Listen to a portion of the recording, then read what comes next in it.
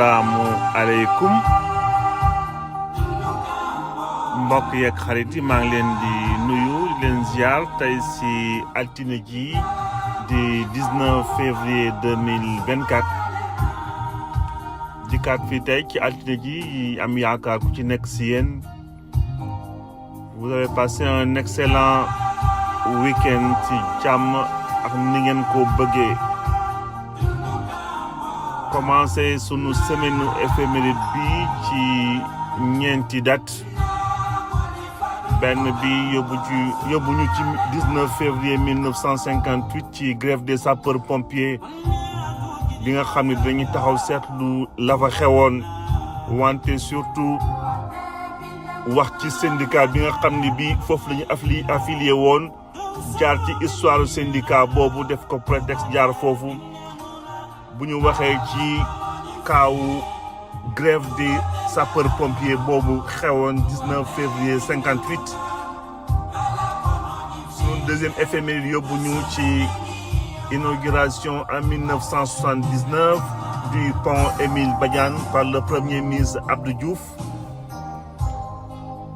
jaar ci 19 février 1984 foofu ci Freetown bu Sierra Leone bu équipe nationale du Sénégal remporté woon coupe Amilcar Cabral ginnaaw bi mu gagné au tir au but. Donc war a jeexalee sunu éphéméride tey 19 février 92 ñëw arrivé Sénégal comme on dit sa sainteté le pape Jean-Paul II ñëwoon fii ci benn visitu quelques jours. Donc sans plus tarder ñu ñëw ci grève des sapeurs pompiers bi nga xam ni créé woon na fi coow sapeur pompier bi nag nekkoon affilié ci benn syndicat bi gënoon na rëy ci jamono boobu nga xam ni 90% des travailleurs noirs africains ñu ngi nekkoon affilié ci syndicat bi di UGTAN donc Union générale des travailleurs d'Afrique noire. Gouvernement bi nag n'avait pas trop apprécié cette grève ba mu ubbi woon benn information judiciaire ci 30 sapeurs pompiers mu poursuivre leen pour non assistance en personne en péril ci incendie bi nga xam ni amoon na foofu ci benn quartier du champ de course nekk booru caserne ba mu yàq fa ay kër yu bëri am aussi ñu fi ñàkk seen bakkan donc benn xale bu amoon na juróomi at. ñëw rek ci contexte boobu ci nga xam ni temps boobu mouvement syndical amoon na doole bu baax a baax ñi nekkoon ci camp sapeur pompier c'est vrai que c'est un peu compliqué sapeur pompier c'est plus affilié comme des militaires sûrement loolu moo taxoon aussi ñu xawoon leen ba ñu nangul seen revendication syndicale. En tout cas ñu ngi affilié woon ci syndicat bu amoon doole ci jamono boobu nga xam ne 90% des syndicats 90% ñëpp foofu la ñu affilié woon. Donc UGTAN ñu créé woon ko en 1957 te bu ñu gisee ki ko diriger rek ñu xam ni du nekk syndicat boo xam ni bii dina fa sori. ginnaaw syndicat bi ki ko diriger woon foofu en période boobu en 58 ñu ko créé 57 mais Sékou Touré ñëw je pense dans les années 58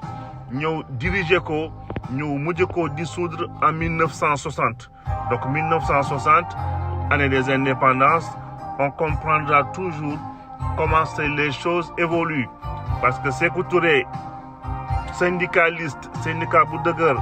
par la suite la ngay xeex ñu dem ba jox la ko. ñu dem ba jox le pouvoir bi nga xam ne yaa war a décider on a vu ce qui s'est passé par la suite ñu dellu si waat rek ci tey ci congrès bi nga xam ni 11 septembre 1958 syndicat bi amaloon na ko foofu ñu waroon statuer ci référendum bu 27 septembre boobu nag fii ngay xamee ne aussi les choses sont pas si naturelles que ça parce que syndicat bi joxe woon na mot d'ordre pour que ñëpp ñu joxe dem voter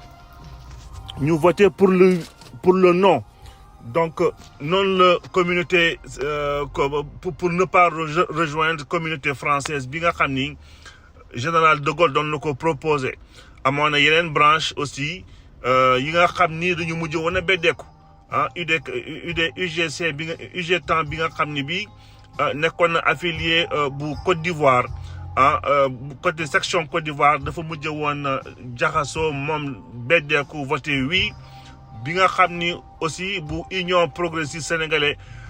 bu UPS aussi divisé ci section UGTAN foofu aussi ñu mujjee am ci benn si ñoom dem voter pour le oui donc loolu yëpp ñi mélanger ay revendications ay contestations ay liggéeykat ak des choses politiques c'est ce qui complique un peu les choses de manière générale donc UGTAN ci histoire am donc Conakry ci 15 ak 19 janvier 1959 foofu la Sékou Touré aussi ñëwoon bëggoon accès ci seen congrès boobu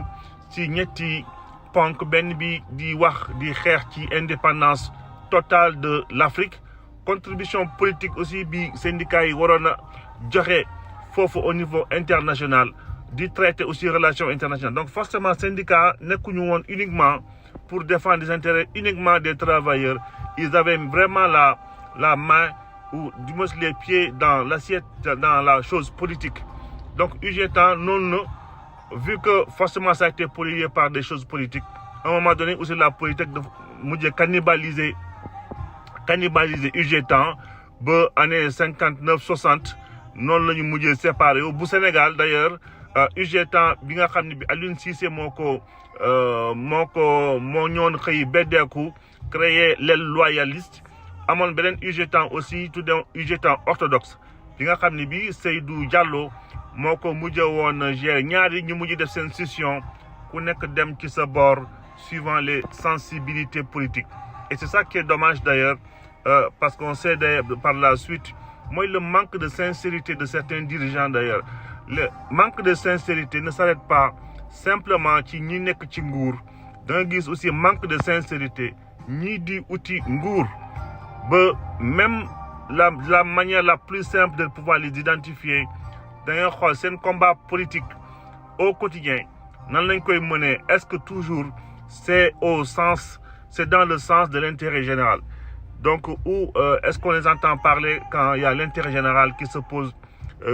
quand l'intérêt général est menacé ou pas en tout cas ci seen taxawaay mën nga leen identifier juste pour dire que même au niveau contestataire di nga fa gis ay nit ñoo xam ne c'est pas forcément des gens alignés te bu ñu ñemee ba jël nguur gi à l'image de Sékou Touré on voit comment il peut persécuter son peuple même si son caractère a été quand même très déterminant pour indépendance su Guinée par la suite seen autodétermination mais est-ce que c'était le meilleur profil ci jamono boobu on ne peut pas forcément le dire donc grève des sapeurs-pompiers en 1958 19 février ñu mujjee woon leen foofu condamné pour non-assistance en personne en péril 19 février 1979 daf ñu yóbbu tey ci inauguration pont Émile Badiane nekk pont bu am solo di traversé ci du moins ci fleuve Casamance bi nga xam ne dafa ñëw xaaj Ziguinchor en deux donc pont Émile Badiane bi doon permettre pour fluidifier un peu le trafic le trafic ci zone boobu nekk na pont bu am solo pont bi nag amoon na ay difficultés yu métti ba commencé woon affaissé wu il a fallu que avec un mort il a en 2019 août 2019 donc il a fallu que le gouvernement prenne ses responsabilités pour affecter lu toll ci 25 milliards pour la réhabilitation du pont Émile Badiane. su mérité daf ñu yóbbu ci Amilcar Cabral. tey Sénégal da doon la gagné woon foofu ci Sierra Leone coupe Amilcar Cabral bi nga xam ne bii daf ko mujj woon gagné ci pays organisateur après match nul tir au but bi nga xam ne bii 5-4 bi nga xam ne Sénégal gagné woon na ko foofu contre équipe Sierra Leone donc Amilcar Cabral nekk on va dire benn compétition de zone communautaire permettre ci sous-région bi ñu mën a am ay relations au niveau sportif. Première édition bi Sénégal remporté woon na contre Guinée 3-1. C'était Guinée-Bissau en 1979. Dernière édition bi remportée par Mali, finale contre Cap-Vert. Mali mujj woon a gagné 2-0 ci foofu aussi bu ñu déroulé wu en Guinée-Bissau en 2007. Sénégal remporté na Amilcar Cabral 9 victoires sur 19 éditions. jeexale sunu éphéméride tey ci 19 février kat yi arrivé sa sainteté le pape Jean-Paul II nekkoon sa première visite bu souverain pontife fii ci Sénégal délivré woon nag benn homélie foofu le 21 février ci sanctuaire Marmial donc Notre-Dame de la foofu ci Popenguine donc tournée bi nga xam ne bi chef d'église bi ci jamono boobu ak état Vatican ñoo na ko poursuivre ko Gambie dem ba Guinée Jean-Paul II nekkoon nag pape bu comme à l'image des autres papes d'ailleurs foofu ci Italie jàppale woon na bu baax ci jamonoom lépp luy étranger yi nga xam ne bi avec des seen ay problèmes papier arrivé jusqu'à un moment où il demandait d'ailleurs gouvernement italien bu ñu mënul régulariser les sans-papiers moom aussi mën nañ ko génne parce que à la base il était d'origine polonaise donc ñëw tuuti ci seen générosité ak seen taxawaay ci côté askan bi toujours présent bu fekkee askan bi bëgg nañ ko gis nañu d'ailleurs lii xew ci Sénégal ci sunu jamono bi ñi njëkkoon am seen courage jël la parole wax seen xalaat ci mbir yi église catholique la jógee woon. donc di jeexalee fii sunu éphéméride ba suba ci di souhaiter une excellente journée di envoyer toute mon énergie et toutes mes ondes positives ñi jëm ci waar bi mbaa ñu soxla ko tout simplement excellente semaine yàlla na borom bi barkeel lépp fexe ba lépp lu ñu bëgg di ko wut mu taxawuñu ci tànk moo gën ci ñun ba ëllëg incha allah ñu yeggale waxtaan bi.